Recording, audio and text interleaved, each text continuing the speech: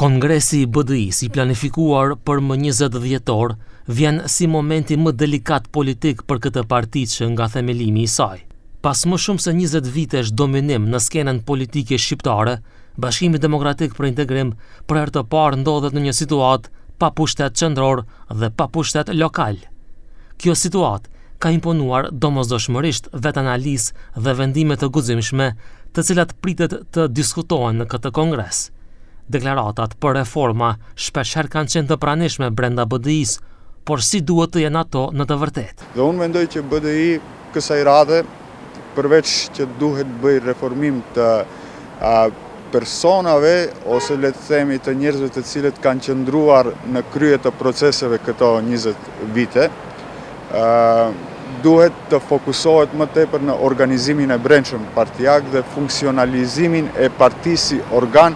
i cili ka trupat e vetë brenda partisë. Njohësit politik thonë se lodhja e opinionit publik nga figurat e njëjta ndikuan drejt për drejt në rënjen e mbështetjes ndaj partisë, andaj duhet energji e re.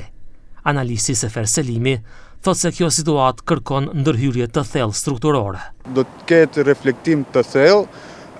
edhe nga vetë njerëzit të cilët kanë qenë në politikë më tepër se 20 vite dhe janë konsumuar nga opinioni publik, si dhe do të mundsojnë hapjen rrugë për energji të reja, për figura të reja. Për vite me radhë, partia ka funksionuar mbi një model leadershipi, andaj Selimi thotë se BDI dal nga dal duhet të krijojë organe të qëndrueshme që të mund të qëndrojnë edhe në momente kur lideri Ali Ahmeti nuk do jetë në krye të partisë. Se deri më tani ne kemi qenë të gjithë dëshmitar se barën ose peshën kryesore e ka mbajtur miti ose e ka mbajtur autoriteti i kryetarit të partisë politike, zotit Ahmeti, i cili, për të thënë të vërtetën, ka arritur që ta tërheq, le të themi në mënyrë figurative, zvar partinë e tij drejt fitoreve, vetëm duke u bazuar mbi kapacitetin dhe mbi mitin dhe mbi autoritetin e tij si figurë politike. Pra, për mua, në mendimin tim ose në opinionin tim është koha që BDI të filloj nga dalë shkëputje nga miti i Ali Ahmetit dhe të filloj që të krijoj organe të cilët do të jenë të qëndrueshme dhe do të mund të mbijetojnë edhe në momentin kur zoti Ahmeti